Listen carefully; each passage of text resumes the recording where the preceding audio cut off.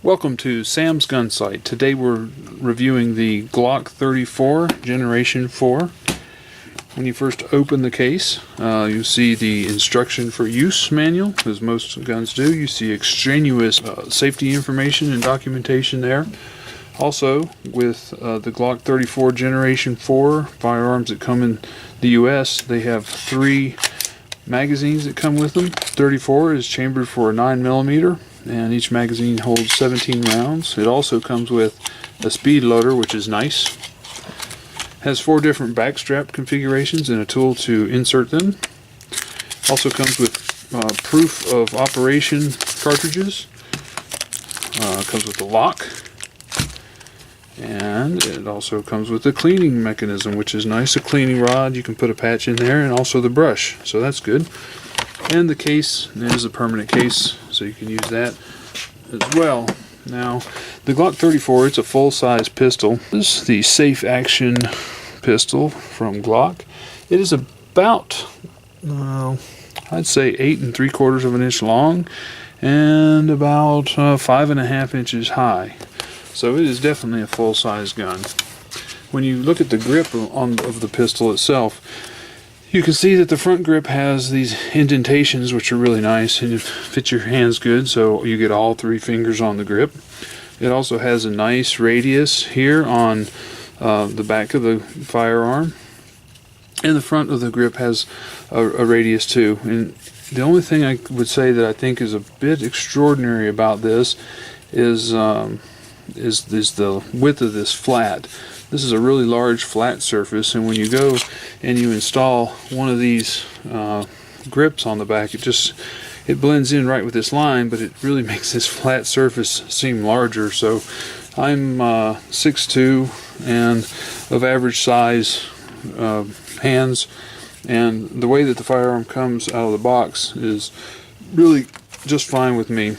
Now, another thing about the grip is you can see all around here, the grip itself has these raised squares on it, which really gives a good grip in the hand. You can feel how where it's not going to slip in your hand, which is good.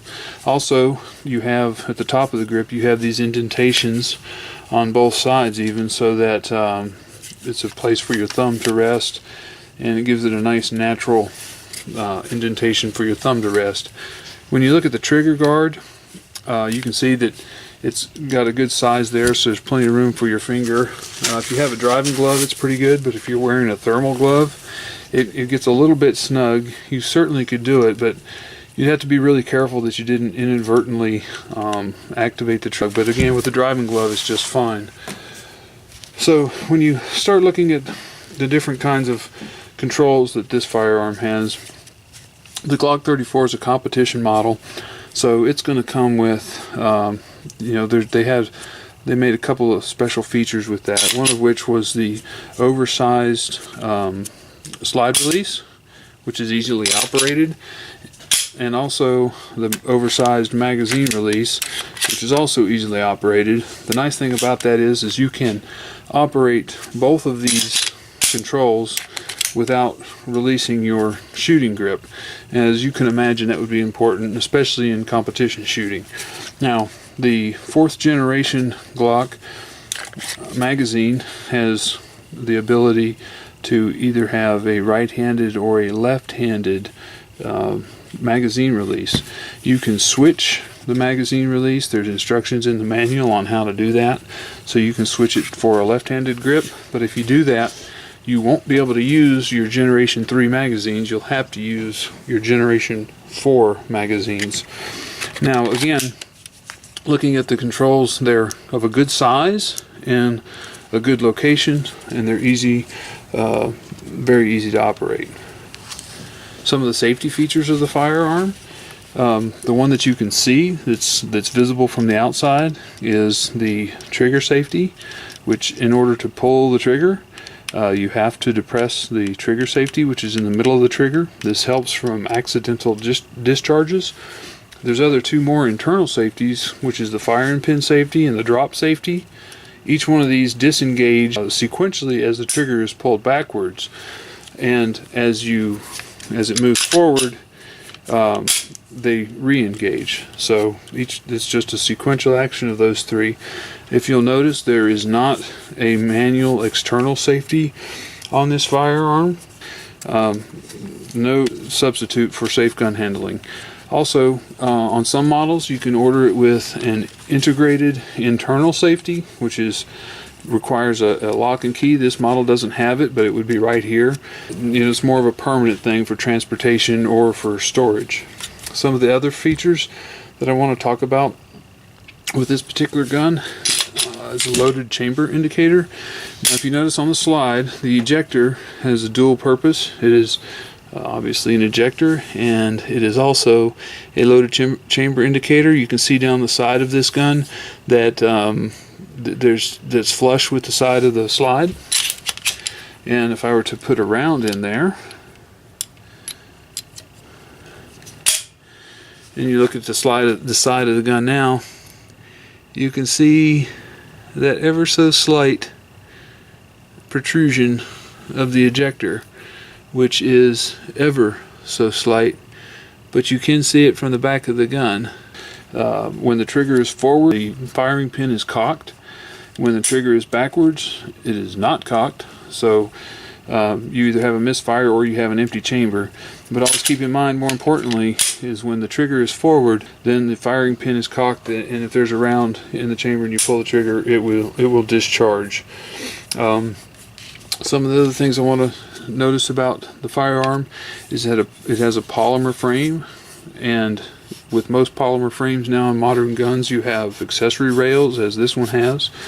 The slide itself has a matte finish for wear resistance as well as anti-glare. The top of the slide has a milled out portion, which is probably good for cooling as you're shooting, but it also gives the gun a really good balance. Having a little bit more metal out this far might weigh it down. Also, the slide has a nice chamfer on it for holstering, which is nice. And another thing that you'll notice about this firearm is it has windage and elevation adjustments on the rear sight. And if I'll try and get you a picture of the sight, picture there, there's a really good ratio between the gap on the rear sight and the width of the front sight, which is nice.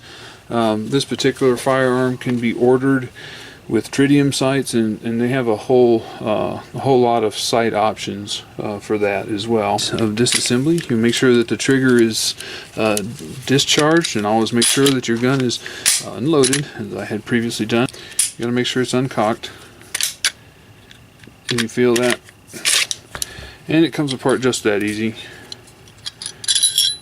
which is simple, and you can do that for field stripping. Alright, do that. Put that back in place. And it's as easy to put together as just sliding back.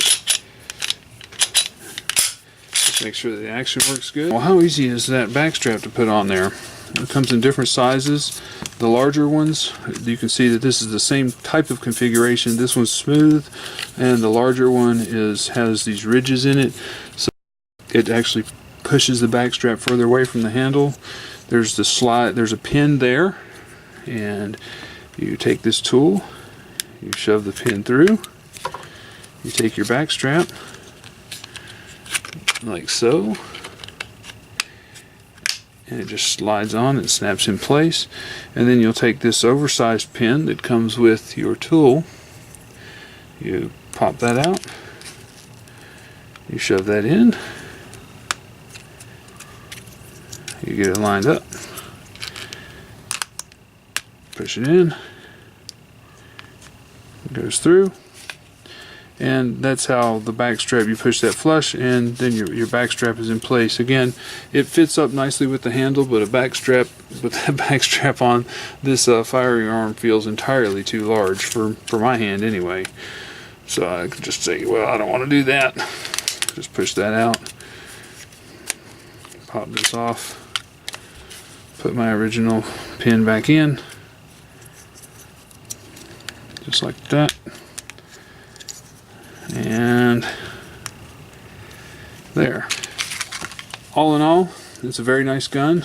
This one was purchased for about $630, so it's not entirely too bad for a Glock. Again, competition model. It's a very nice firearm.